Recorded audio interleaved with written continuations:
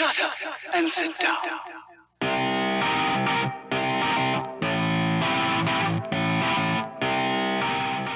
Hello Internet surfers and welcome to the Effing News, bringing you the best articles of Internet that speak truth to power. On this segment, the headline of ZeroHedge.com by Tyler Durden says, "Forget terrorism. The real reason behind the Qatar crisis is natural gas."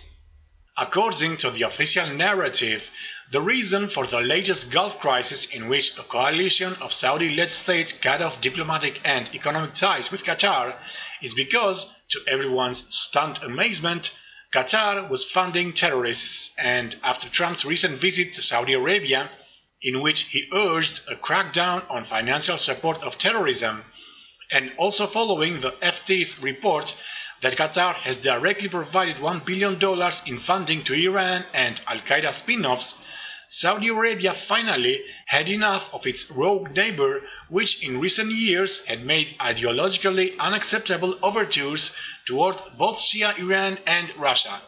However, as often happens, the official narrative is traditionally a convenient smokescreen from the real underlying tensions.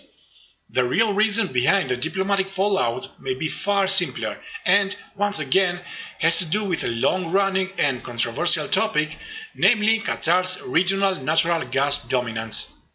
Recall that many have speculated, with evidence going back as far back as 2012, that one of the reasons for the long-running Syria proxy war was nothing more complex than competing gas pipelines, with Qatar eager to pass its own pipeline connecting Europe to its vast natural gas deposits.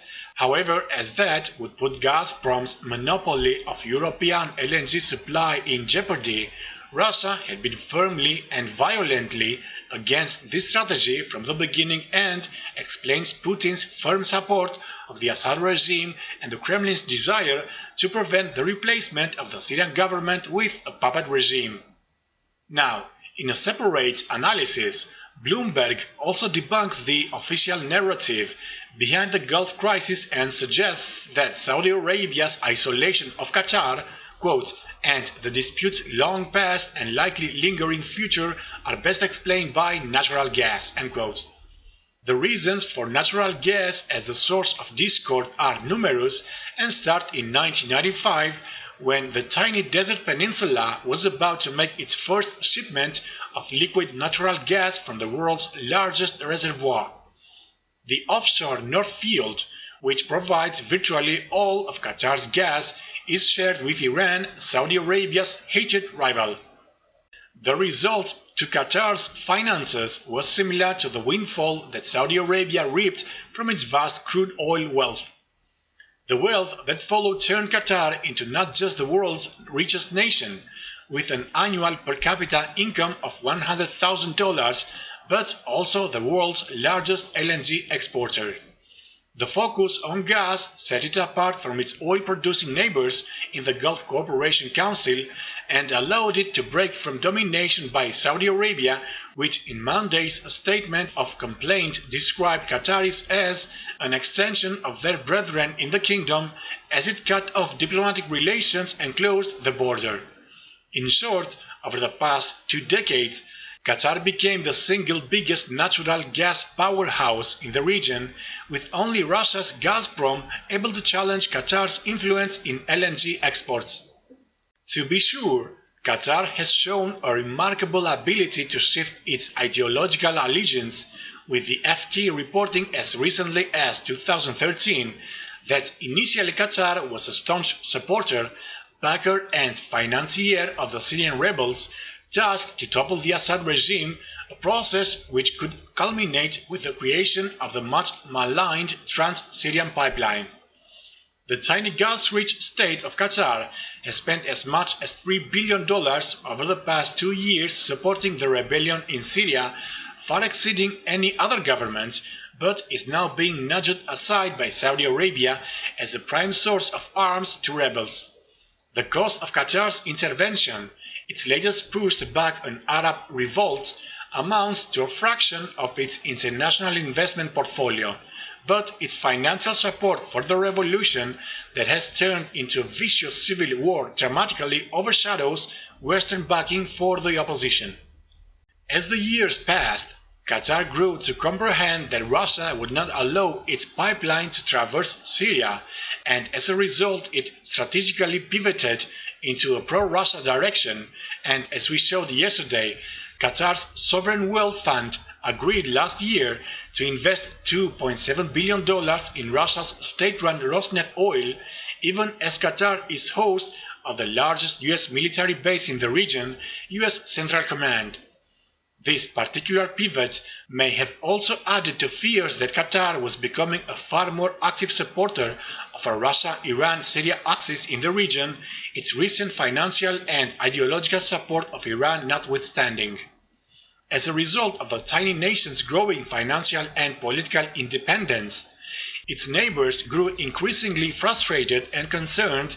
Qatar used to be a kind of Saudi vassal state, but it used the autonomy that its gas wealth created to carve out an independent role for itself, said Jim Crane, energy research fellow at Rice University's Baker Institute, quoted by Bloomberg. Furthermore, Qatar's natural gas output has been, quote, free from entanglement and political pressure in the OPEC, the oil cartel that Saudi Arabia dominates. The rest of the region has been looking for an opportunity to clip Qatar's wings. And as Bloomberg adds, quote, that opportunity came with US President Donald Trump's recent visit to Saudi Arabia, when he called on all nations of conscience to isolate Iran.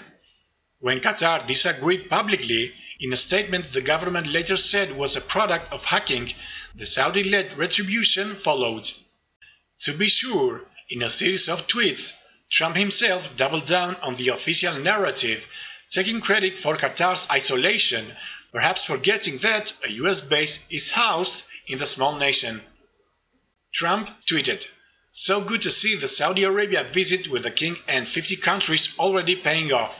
They said they would take a hard line on funding extremism, and all reference was pointing to Qatar. Perhaps this will be the beginning of the end to the horror of terrorism." The cynics may be forgiven to assume that if Trump is tweeting that the reason for Qatar's isolation is, quote, to end the horror of terrorism, even as the US just signed a $100+ billion deal with the single biggest supporter of terrorism in the world, Saudi Arabia, then indeed the Trump-endorsed narrative is to be dismissed outright. Which again brings us back to nat gas, where Qatar rapidly emerged as the dominant and lowest cost producer at a time when its neighbors started demanding the commodity on their own, giving the tiny state all the leverage.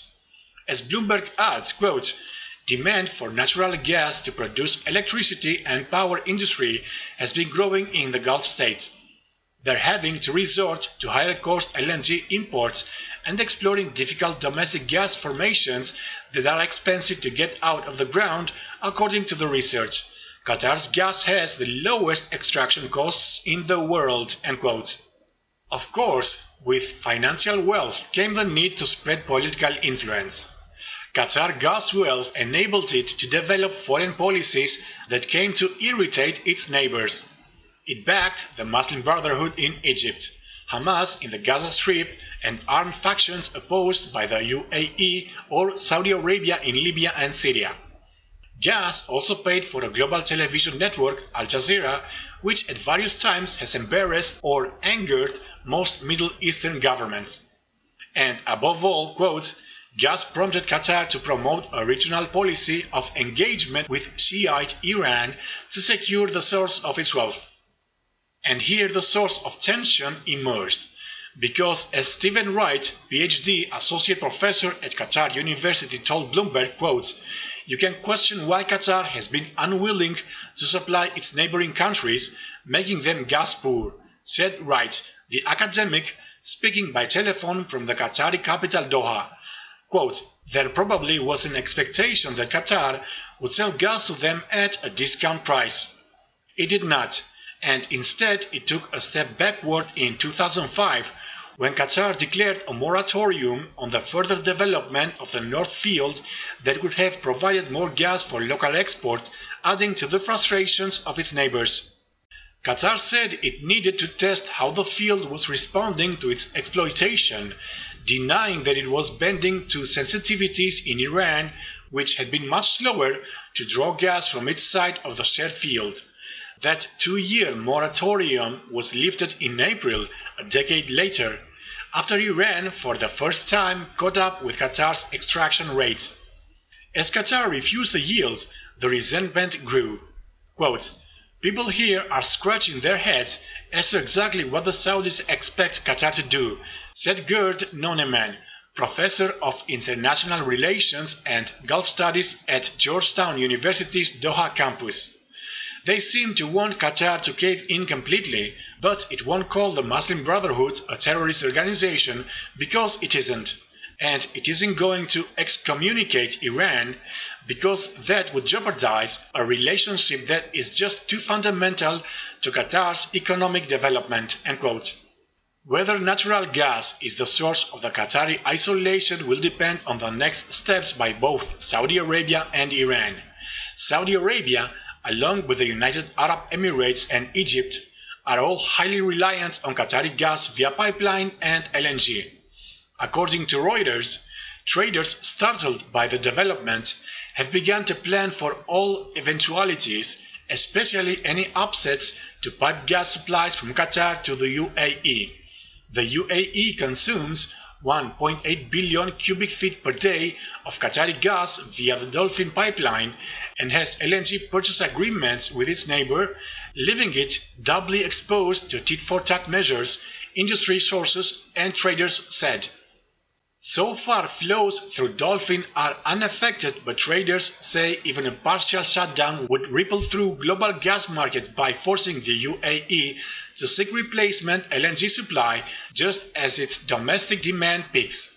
With LNG markets in bearish mood and demand weak, the UAE could cope with Qatar suspending its 2 to 3 monthly LNG deliveries by calling on international markets, but Dolphin piped flows are too large to fully replace. A drop-off in Dolphin deliveries would have a huge impact on LNG markets, one trader monitoring developments said. And since it all boils down to who has the most leverage as this latest regional balance of power crisis unfolds, Qatar could simply take the mutual assured destruction route and hold all pipeline shipments to its neighbors, crippling both theirs and its own economy in the process, to find just where the point of max pain is located. Thank you for watching, and if you enjoyed this video and found it informative, please consider supporting us through equipment funding so we can provide you with the best experience. A big thank you to our Patreon supporters. Tell me what you think about the report in the comments, and please share, like and subscribe to join the fight against the propaganda fake stream media. This is Lushot signing out.